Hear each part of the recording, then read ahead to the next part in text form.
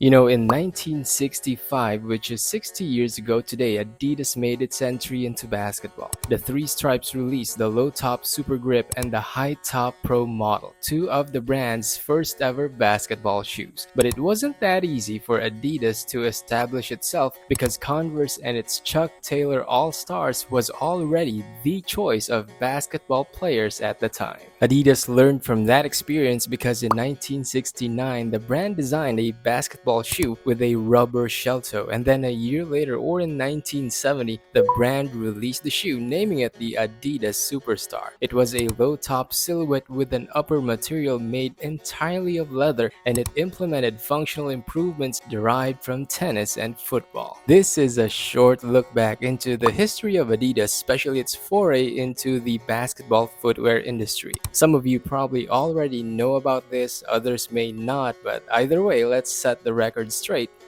So let's have a quick conversation.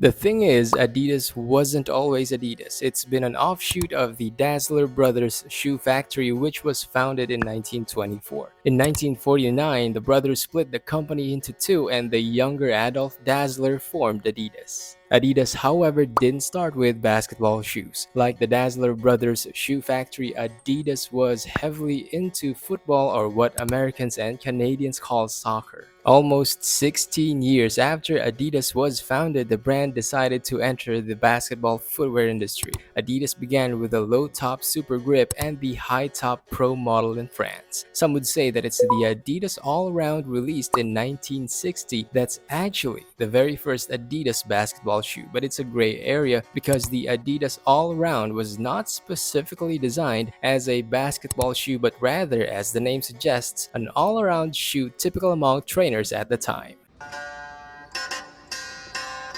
And then came the Adidas Superstar, although it first appeared as the Supergrip with a shell toe back in 1968. Widely released in the 1970s, the path to the Superstar's popularity did not come easy. Before the Adidas Superstar hit retail, Converse was the dominant force. Its Chuck Taylor All-Star was the basketball shoe of choice among professional athletes. There was practically no competition. But the problem was the Converse All-Star had a canvas upper that tended to stick. It was reportedly one of the causes of athlete injuries, including those that involved the ankles and knees. Chris Severn, an Adidas consultant at the time, saw an opportunity for Adidas to step in. Chris's team designed a shoe with a leather upper, presumably for better protection and to prevent the same injuries that players had when wearing the Converse All-Star. Add to that the rubber shell toe cap for extra support. Adidas enlisted the San Diego Rockets to wear the shoes during games, and it came to a point where the Boston Celtics wore the shoe and won the NBA championship in 1969.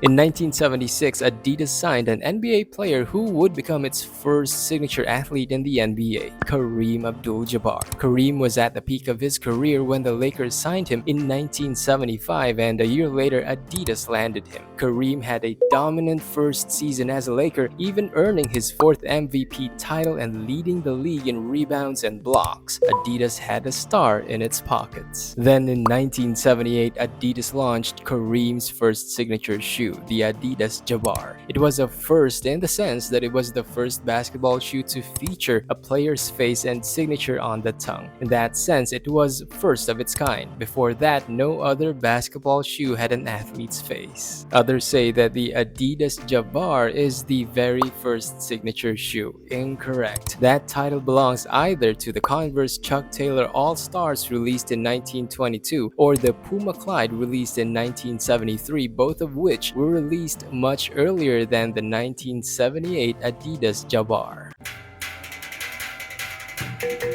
But whatever the case, Adidas didn't stop there, of course. After the Adidas Jabbar came other basketball shoe silhouettes that had their share of the 1980s spotlight, stretching to the 90s until today, each generation with its own history. You can say that the Adidas Supergrip and Pro model were the precursors to every Adidas basketball shoe design that came after. Those early sneakers paved the way for Adidas basketball, and it's always interesting to backtrack to where it all began.